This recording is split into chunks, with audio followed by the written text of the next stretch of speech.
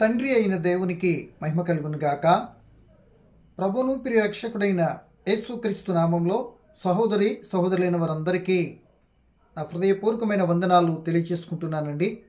చిన్న ప్రార్థన చేసుకుని కార్యక్రమం ప్రారంభించుకున్నామండి. పరిశుద్ధుడైన ప్రియ పరలోకపు తండ్రి, మహోన్నతుడా, దయగలిగిన తండ్రి, గత కాలమంతా నీ పిల్లలైన వాళ్ళందరినీ మీ కృపచేత కాపాడి ఈ భయంకరం దుర్దినాలలో ఎక్కడ చూసిన అకాల మరణ సంభవాలలో కూడా నీ కృప మాతో ఉంచి కాపాడినందుకు కృతజ్ఞతలు తండ్రి.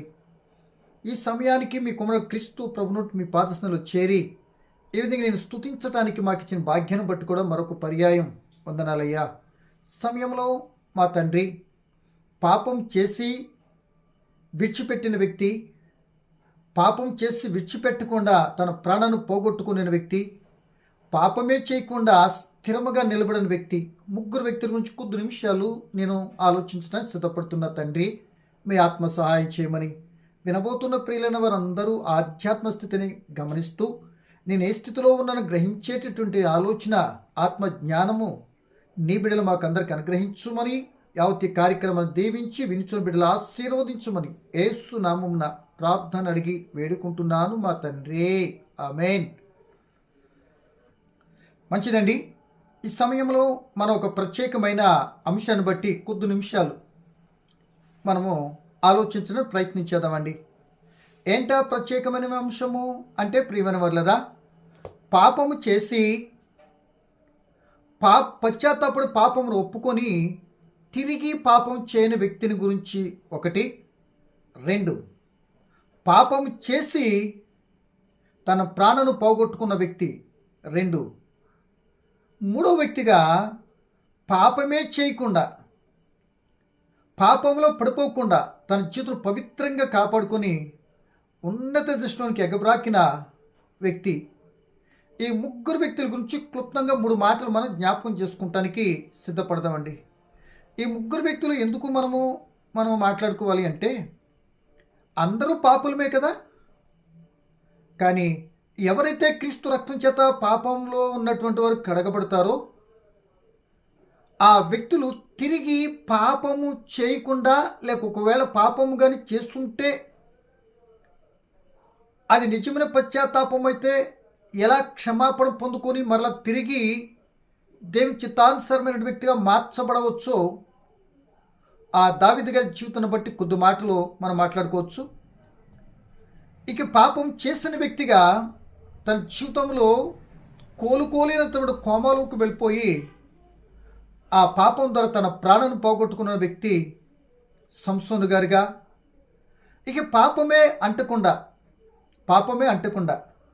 తన జీవితం పవిత్రంగా కాపాడుకొని, ప్రియమైన వర్లరా, ఆ యొక్క ఐగుప్తు దేశానికి మరి ప్రధాని అయినటువంటి వ్యక్తి అయిన యోసేపుని గురించి 3 మాటలు. ఈ 3 మాటల్లో ఎక్కడో మన జీవితానికి మన మనసును టచ్ చేస్తుంది.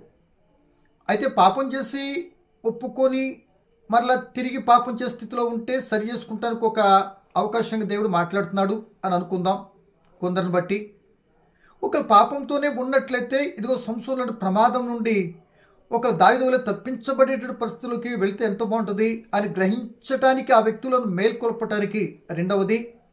3వ మాటగా కూడా మనం తీసుకుంటే, ఇక అసలు ఫస్ట్ నుండే ఆ ఇరువురు కన్నా అసలు పాపమే అంటుకుని జాగ్రత్తగా తను దేవుని చేత, అంటే దేవుని వాక్యం చేత పుట్టినవాడు తను పాపం చేయకుండా కాపాడుకుంటాడు అన్నట్లుగా ఆ యోసేపులను పాపం చేయకుండా ఎంత బాగుంటుంది అనే పరిస్థితులు గుండా మనం వెళుతూ కొద్దిపాటి వివరణ మనం తీసుకుంటూ ప్రయత్నించేద్దామండి.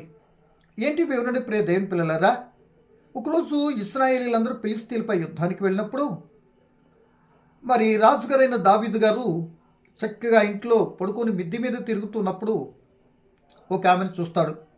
ఎవరు?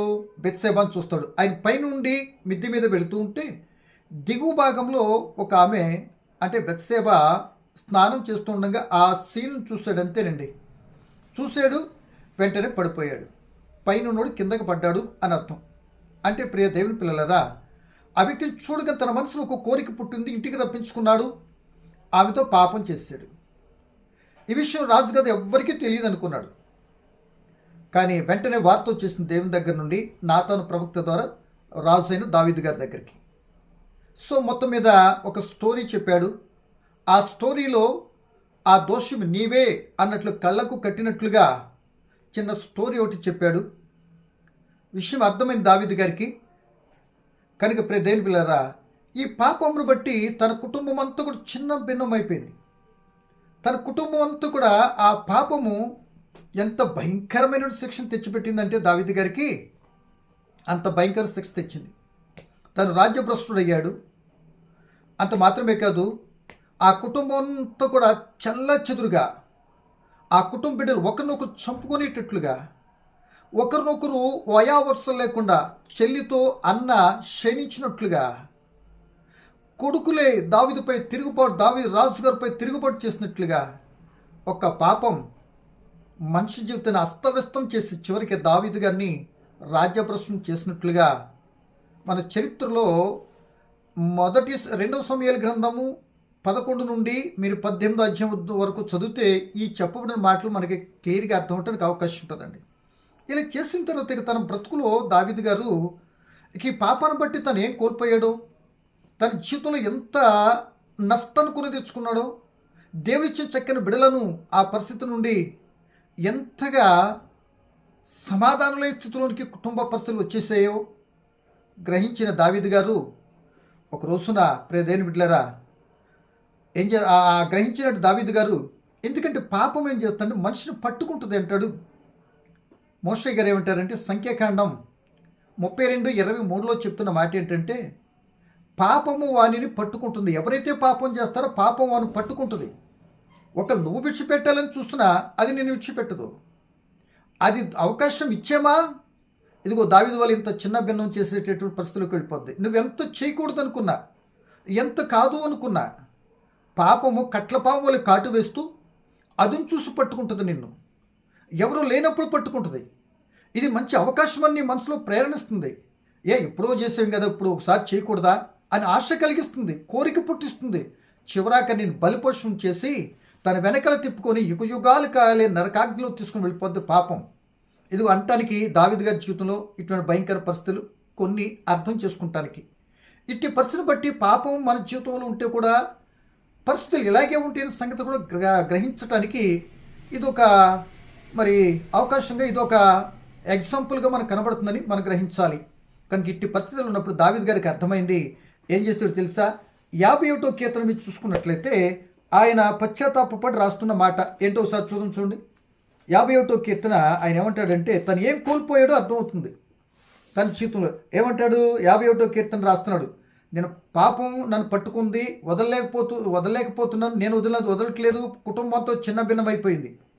దేవుని బిడ్డ, ఇక పూర్వదశలో మంచిగా ఉన్నటువంటి జీవితం దేవుడిచ్చాడు, ఆ జీవితం నేను పాడు చేసుకున్నా. ఇటువంటి పరిస్థితి నా జీవితానికి దాపురించిందని చేసుకున్న దాన్ని బట్టి దేవుడు న్యాయాధిపతి కనుక ఇప్పుడు నేను ఆయన దగ్గరికే వెళ్ళి చేసిన తప్పయ్యా అని ప్రాధేయపడి అడుగుతా, విరిగి నలిగిన మనసుతో ఆయన దగ్గర ప్రార్థన చేసుకుంటానని స్టార్ట్ చేశాడండి. 51వ కీర్తన పశ్చాత్తాప కీర్తన, తన పాపను ఒప్పుకుంటున్న కీర్తన. నేను తప్పు చేశాను కనుక ఇదిగో ఈ విషయం నేను కోల్పోయాను అని అంటున్నాడు. తప్పు చేసినప్పుడు, పాపం చేసినప్పుడు యూరియాని చంపించేశాడు, మరి వేరొకరి భార్యను మరి కోరుకోవద్దని అని చెప్పినటువంటి ధర్మశాస్త్రంలో దగ్గర 4 ఆజ్ఞలు ఆయన మీరేశాడు. వ్యభిచారం చేయొద్దంటే చేశాడు, నరహత్య చేయొద్దంటే చేశాడు, నీ తోటి సహోదరుని భార్యని మరి ఆశించొద్దంటే చేశాడు. ఏమండి, ఇలాగ తోటి సహోదరుని ప్రేమించమంటేనేమో మరొక రకమైన విధానం చూశాడు. ఇలా మీరిపోయినటువంటి దావీదు గారికి విషయం అర్థమైపోయింది.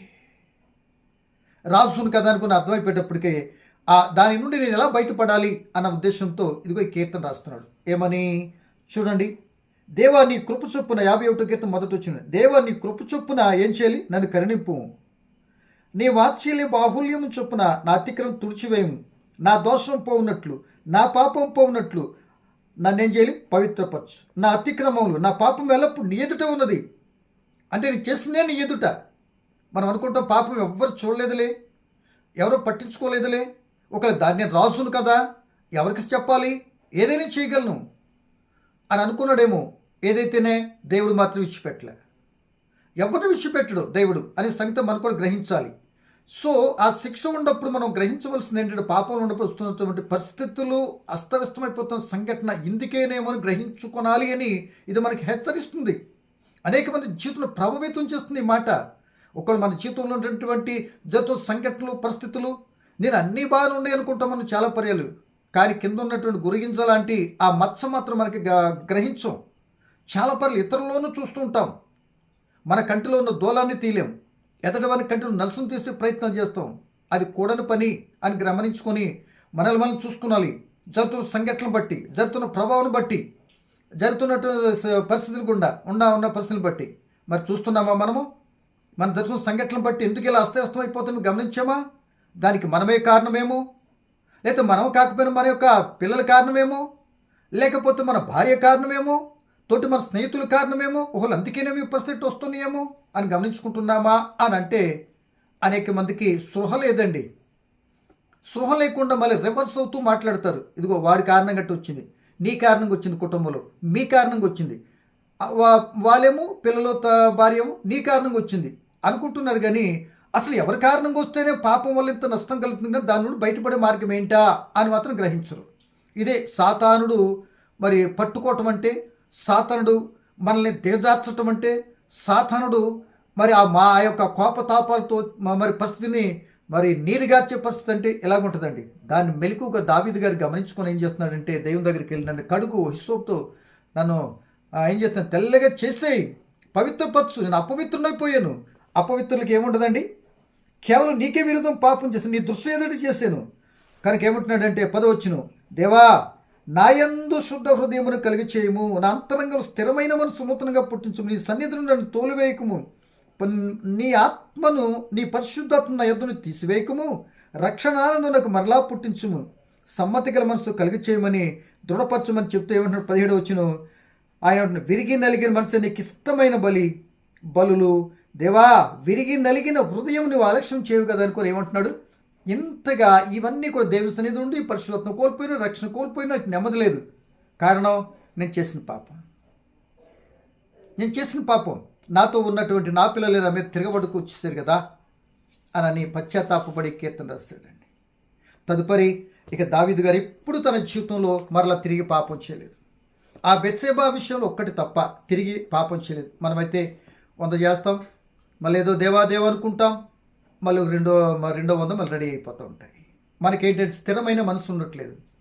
పరిశుద్ధాత్మ మనం గద్దించినప్పుడు కూడా మరలా పాపం చేయడానికి ఇష్టపడిపోతున్నాం.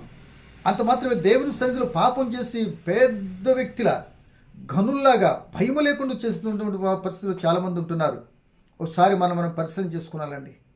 ఇవి లేకుండా పాపం ఉంటే ఆయన సన్నిధిలో కానీ, ఆ పరిశుద్ధాత్మ ఆనందం కానీ, దేవుని చిత్తానుసారి స్థిరమైన మనసు కానీ ఏ వ్యక్తికి ఉండటానికి అవకాశం ఉండదు అని దావీదు గారు గ్రహించాడు. కనుక అవి లేకుండా పోయినవి నేను నా పాపమును బట్టి ఇవి నాకు కావాలి, ఇవి లేకపోతే నీ సన్నిధిలో నేను ఉండలేను, నువ్వు ఇచ్చే ఆనందాన్ని అనుభవించలేను, కానీ నువ్వు ఇచ్చే కోపం మాత్రము నేను భరించక తప్పదు. ఆ సమయంలో నువ్వు న్యాయవంతుడివే, నేను చేసిన దానికి శిక్షించావు అని కూడా ఒప్పుకుంటున్నాడు. ఇటువంటి ఒప్పుకోలు, ఇటువంటి అవగాహన జరుగుతున్న సంఘటనలు బట్టి, మరి మా చుట్టుపక్కల మన కుటుంబంలో జరుగుతున్నటువంటి ఆ సంఘటనలు బట్టి ఇటువంటి ఆలోచన మనకు ఉంటుందా? లేకపోతే ఇట్టి పరిస్థితిని బట్టి నా జీవితంలో ఉంటుందని ఇప్పుడు గమనించుకున్నామా? ఆలోచిస్తారు అని ప్రభుని బట్టి ప్రేమతో మీరు తెలియపరుస్తున్నాను. అలాగే దాన్ని సరి చేసుకుని దావీదులో సరి చేసుకునే విధానానికి రాకపోతే భయంకర పరిస్థితుల్లోకి మన జీవితాలు వెళ్ళిపోతాయి. ఆ పాపం పట్టుకుందంటే విడిచిపెట్టేది కాదు, అది నీ సర్వనాశనం వైపు తీసుకుని వెళ్ళిపోయేది. ఒకటి తప్పితే మరొకటి, ఇది కాకపోతే అది కాకపోతే వేరొకటి అని అంటూ ఎన్నో రకరకాల పాపాలు లాక్కొని వెళ్ళిపోతున్న దుస్తులను మనం చూస్తున్నాం. ఇట్టి సమయంలో దావీదు గారు ఇక దాని నుండి విమోచింపబడిన ప్రతి కీర్తన రాసిన తర్వాత ప్రియమైన వాళ్ళరా, మరలా ఎప్పుడు దావీదు గారు తన జీవితంలో పాపం చేసినట్లుగా మనకు కనబడదండి. ఏంటండి, మరలా దావీదు గారు ఎప్పుడు తన జీవితంలో పాపం చేసినట్లుగా మనకు కనబడదు అని వాక్యం సెలవిస్తుంది. అది ఆ మాట మన చదువు చూస్తుంది. పాపం చేశాడు, నష్టాన్ని చవి చూశాడు, ఆ నష్టం ద్వారా ఎంత ప్రమాదమో గ్రహించాడు, దేవుని దగ్గరికి వెళ్ళాడయ్యా నేను చేసిన నిజమైన పశ్చాత్తాపడ్డాడు. ఆ నిజమైన పశ్చాత్తాప పడిన తర్వాత దేవుని ఒప్పుకొని కన్నీరు కార్చి విరిగిన మనసుతో చెప్పుకొని ఆయన గురించి మరలా 1 రాజుల 15వ అధ్యాయంలో దావీదు గారు ఈ క్రియ చేసి పశ్చాత్తాపడిన తర్వాత మరలా తిరిగి పాపం మాత్రం దావీదు గారు చేయలేదండి. చదువుతాను చూడండి ఒకసారి. మొదటి రాజుల గ్రంథం 15:4 దావీదు హిత్తీయుడైన యూరియా సంగతి యందు తప్ప తన జీవిత దినములన్నీ యెహోవా దృష్టికి యథార్థముగా నడుచుకొనుచు యెహోవా అతనికిచ్చిన ఆజ్ఞలలో దేని విషయముందు తప్పిపోకుండెను అని వ్రాయబడింది. ఇంకా తప్పిపోలేదండి. తప్పిపోతే నష్టం ఏంటో అర్థమైంది. దాని ఫలితం ఎంత చేదుగుందో గ్రహించాడు. ఆ చేదును బట్టి ఎంతగా ఆ చేదును బయటికి రావటానికి, ఆ పాపం నుండి ఆ శిక్షణ రావటానికి దినదినం ఆయన దగ్గర ఎంతగానో ప్రాధేయపడి విమోచింపబడి ఇక మరలా పాపపు జోలికి వెళ్లకుండా స్థిరం కలిగి ఉన్నాడు దావీదు గారు. మరి మన బ్రతుకులు ఎలా ఉన్నాయి? మన జీవితాలు ఎలా ఉన్నాయి? మనం క్రీస్తులో ఉంటున్నాం, రక్షణ పడి ఉంటున్నాం, పాపాల మీద పాపాలకు మూటలు కట్టుకుంటూ వెళ్ళిపోయేటటువంటి వ్యక్తులు ఉంటున్నామా? అది మరింత సంకట పరిస్థితి అనే సంగతిని గమనించుకొని దావీదు వలె ఒక పాపంతో ఉండి దేవుని బిడ్డగానే బ్రతుకుతూ ఎవరికి కనబడలేదు వెళ్ళిపోతే పరిస్థితి ఎంత ప్రమాదం ఉంటుందని గమనించి ఇలా పశ్చాత్తాపడి మరలా పాపం చేయకుండా ఉండాలి. అలా పాపం చేయకుండా ఉన్న వ్యక్తి అయితే దేవుడు అంటాడు, దావీదుని గురించి చెప్తున్నమాట, దావీదు నా హృదయానుసారుడైన మనుష్యుడు. అదే అపోస్తుల కార్యాలు 13:22 చెప్పబడుతున్న మాట అదే. దావీదు గారు నా హృదయానుసారుడైన మనుషుడు, నా ఉద్దేశాలన్నీ కూడా నెరవేర్చేటటువంటి వాడు. ఏంటంట? ఎవరంటండి? దావీదు నా హృదయానుసారుడైన మనుషుడు, నా ఉద్దేశాలన్నీ కూడా నెరవేర్చేటటువంటి వాడు అని ఆయన గురించి మరి లోకా గారు గొప్ప సాక్ష్యం ఇస్తున్నాడు మరి సంఘానికి. ఏమన్నారు చూడండి. మరి అపోస్తుల కార్యాలు 13:22 తరువాత అతన్ని తొలగించి దావీదును వారికి రాజుగా ఏర్పరచెను. మరియు ఆయన నేను యెషయా కుమారుడు దావీదును కనుగొంటిని, అతడు నా ఇష్టానుసారుడైన మనుషుడు, అతని ఉద్దేశాలన్నీ నెరవేర్చునని చెప్పి అతని గురించి సాక్ష్యం ఇచ్చాడు. ఏ వ్యక్తి? ఎలాంటి వ్యక్తి? ఎలా ఉన్న వ్యక్తి అంటే అంత స్థితి పోగొట్టుకున్న వ్యక్తి కూడా మరలా తిరిగి సంపాదించుకుని దేవుని సందులో ముందుకు నడిచాడు. కనుక ఈ సమయంలో దావీదు లాంటి హృదయానుసరుడు మనం అనిపించుకున్నాడంటే ఆ పాత స్థితి అంతా కూడా, ఆ పాపం మనంతా కూడా తొలగించుకున్నాడు. మరి ఈరోజు మనం కూడా ఇట్టి స్థితిలో ఉంటే చేసుకోవచ్చు. 1, 2 ఇక సంసోను గారు తన జీవితంలో సంసోను మీరు గమనించినట్లయితే దేవుని పిల్లలు దేవుడు బలపరుస్తూ ఇన్ని గొప్ప కార్యాలు చేయాలి, లోకానికి తెలియపరచాలి.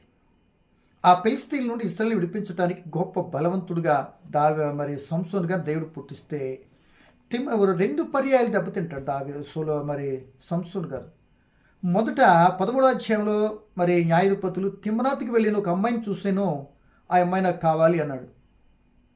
కానీ ఆ అమ్మాయి సంబంధం కుదుర్చుకుంటారు, ఆ అమ్మాయి తండ్రి వేరొకరికి ఇచ్చి పెళ్లి చేసేస్తాడు. అయినా ఆలోచన తట్టలేదు.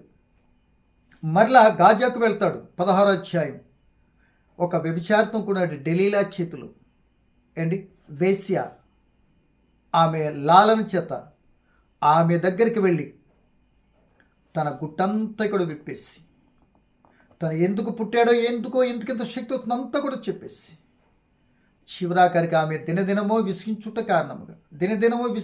కారణంగా ఏమైపోడు తెలుసా?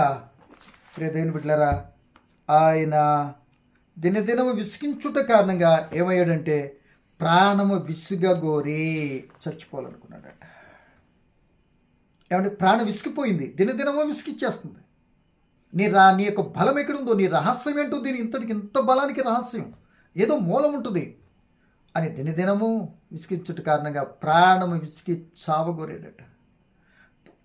తన పాపము తను పట్టుకొని ఎక్కడికి తీసుకెళ్ళిందంటే మరణానికి తీసుకుని వెళ్ళింది. పాపము శరీర సంబంధమైనటువంటి ఆనందాన్ని ఇస్తుంది కొద్దిగా సమయం, కానీ దీర్ఘకాలపు మరి యుగాలు కాలే శాపాన్ని లేక ఆ శిక్షను తెచ్చిపెడుతున్న సంగతిని మనం గమనించుకోవాలి. ఆ యొక్క ఎప్పుడైతే దినదినమో విసిగించేస్తుంది, చెప్పు అని చదివిస్తున్నాడు వాక్యం. కానీ ప్రియులరా, మనిషి యొక్క జీవితంలో శ్రమలు ఇటువంటి సమస్యలు ఈ పాపము ఏం చేస్తుంది? దినదినము ప్రేరేపిస్తుంది, దినదినము మనం పడగొట్టడానికి, దినదినము ఏదో చేయటానికి ఏం చేస్తుంది? ప్రేరేపిస్తుంది. అప్పుడు మనం లొంగకూడదు. ఆ లొంగుపోవటం కారణంగా ప్రాణం విసుగుగోరి చనిపోవటానికి ఇష్టపడితే ఇతర సంఖ్యలతో బంధించారు, కనుగుడులు పీకేరు. మరి ఆ యొక్క జైలు పెడితే ఏం చేస్తాడు? తిరగలిసిరువాడుగా తయారైపోయాడు. చూసి తన పాపం ఎంతటికి తీసుకుని వెళ్ళిపోయిందో.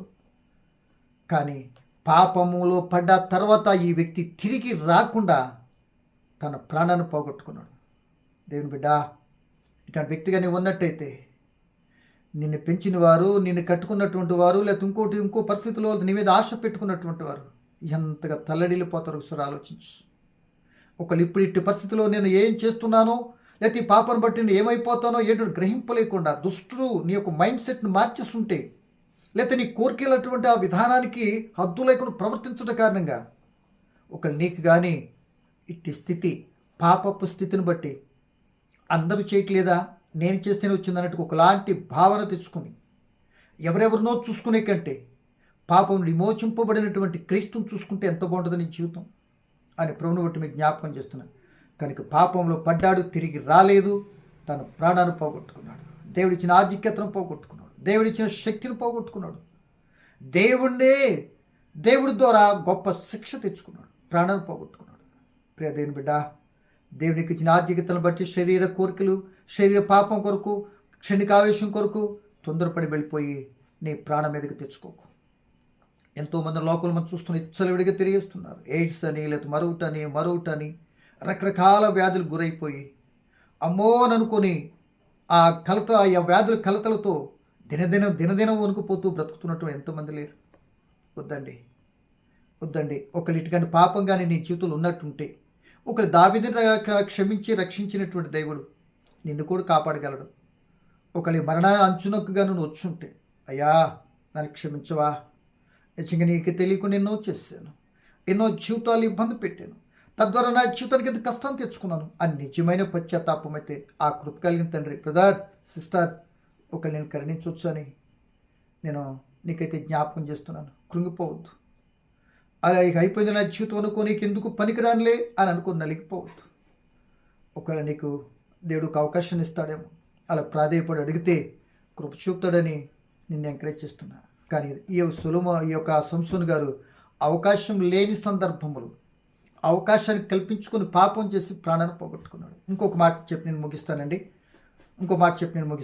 ఇది మూడో వ్యక్తి పాపం అంటని వ్యక్తి. అంటే పాపం చేయకుండా, అంటే పాపం చేయటానికి అవకాశం వచ్చింది ఈయనకి అవకాశం వచ్చింది.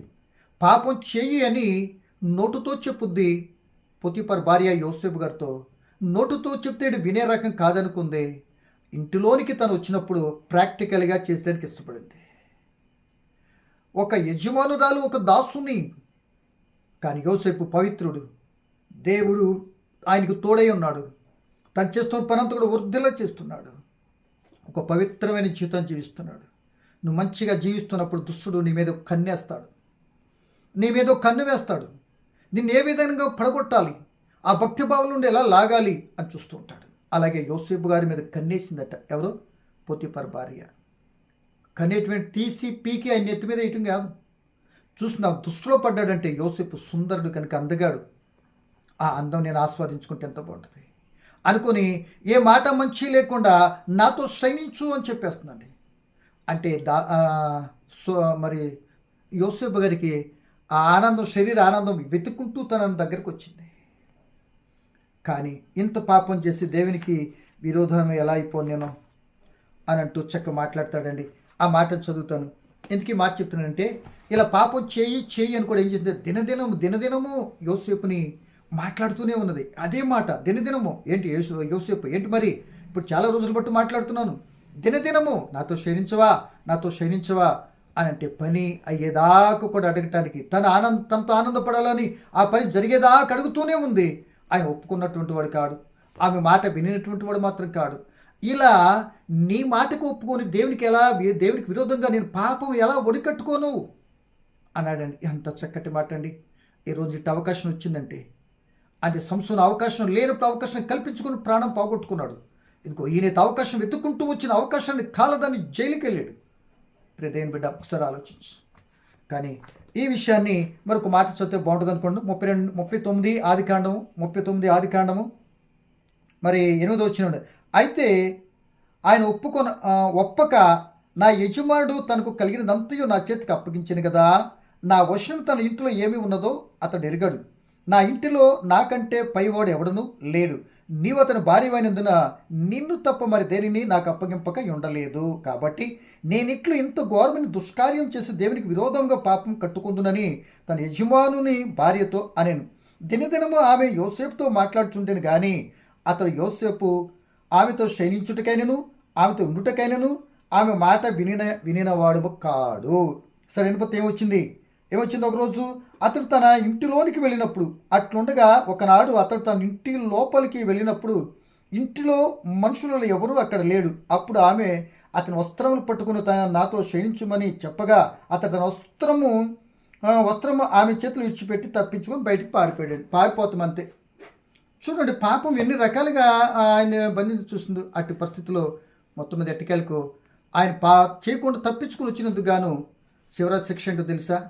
చూడండి, మన మాట వినకపోతే, మనకు అనుకూలమైన లొంగకపోతే, మాటలతో చెప్పింది, దినదినమో మాట్లాడింది, తర్వాత ప్రాక్టికల్గా ఉపయోగించింది, అక్కడికి కూడా కాదు అన్నాడు అనుకొని తన కోపాన్ని, రౌద్రాన్ని, తన ఆశయాన్ని నెరవేర్చుకోలేదు, నేను అన్నది చేయలేదు కనుక నా దాసుడు అనుకొని తన యజమానికి చెప్పేం చేసింది తెలుసా? జైలుకి పంపించింది. అంటే పాపం చేయకపోతే ఇలా జరిగింది. దినదినము అంటే పాపం చేయటానికి నేను ప్రేరేపిస్తాడు. అవకాశం చూసి అదును చూసి కాటు వేయటానికి దుష్టుడు ఎప్పుడు ప్రేరేపిస్తాడు. జాగ్రత్త, ఏదో ఒక రోజు నువ్వు పడిపోతావని, ఏదో ఒక క్షణంలో నీకు ఆశ కలుగుద్దని దినదినము మరి పాపంలో పడగొట్టడానికి దినదినము చేస్తుంటాడు. నేను కూడా మొన్న ప్రసంగం చెప్పినప్పుడు 2 మాటలు చెప్పినప్పుడు దేవుని దగ్గర నువ్వు పొందుకుంటాను. మనం కూడా ఏం చేయాలి? దినదినం ఏం చేయాలి? అది పొందేంత వరకు అడుగుతూనే ఉండాలన్నాం. ఇక్కడ ఈయన మాత్రం తప్పించుకొని జైలుకి వెళ్ళటానికి ఇష్టపడ్డాడు. అంటే ప్రియదేని బిడ్డలారా, పాపం మాత్రం చేయలేదు. పాపం చేయకపోవట కారణంగా తన పవిత్రత కాపాడుకోవటం పాపం చేయలేదు కనుక జైలుకి వెళ్ళాలి. జైలు నుండి దేవుడు ఏం చేశాడు? ఆ యొక్క ఐగుప్తు దేశానికి 2వ ప్రధానిగా యోసేపుని హెచ్చించాడు. ప్రియదేని బిడ్డ, ఈరోజు పాపం చేయకుండా ఉంటే దేవుడు నిన్ను కాపాడుతాడు. ఒకవేళ మనం ఉండలేము, కానీ దేవునికి మనల్ని మనం అప్పగించుకుంటే కానీ అట్టి మనసుతో స్థిరము కలిగి ఉంటే దేవుడు తప్పనిసరి పాపం చేయకుండా మనల్ని ఏం చేస్తాడు తెలుసా? కాపాడుతాడు. ఇదిగో యోసేపుని బట్టి మనం గమనిస్తున్నాం కనుక ఆయన ఫలించేది కొమ్మ. ఆయన ఫలభరితమైన జీవితం రావటానికి ఎన్నో శ్రమలు, ఎన్నో కష్టాలు, ఎన్నో ఇబ్బందులు, దినదినము శ్రమ వచ్చింది. మొర్దెకై కూడా దినదినము శ్రమ వచ్చింది. ఏమని? దండం పెట్టలేదని. ఎవరికి? హామానికి. దినదినము విసిగిస్తున్నాడు. ఆయన లొంగలే. చివరికి తన యొక్క జాతి అంతటికి ప్రాణాపాయం వచ్చింది. అయినా సరే లొంగలే, దండం పెట్టలే, కానీ దేవునికి ప్రార్థన చేశారు. ఆ ప్రార్థనలో ఆ శత్రువు చంపబడ్డాడు. ఆ శత్రు స్థానాన్ని వెళ్ళి తీసుకుని ఆ దేశానికి అధికారులు అయిపోయారు. దినదినం వస్తున్న సమస్య. నెల జీతంలాగా తీసుకుని మరలా వెళ్ళిపోయేటటువంటిది కాదు.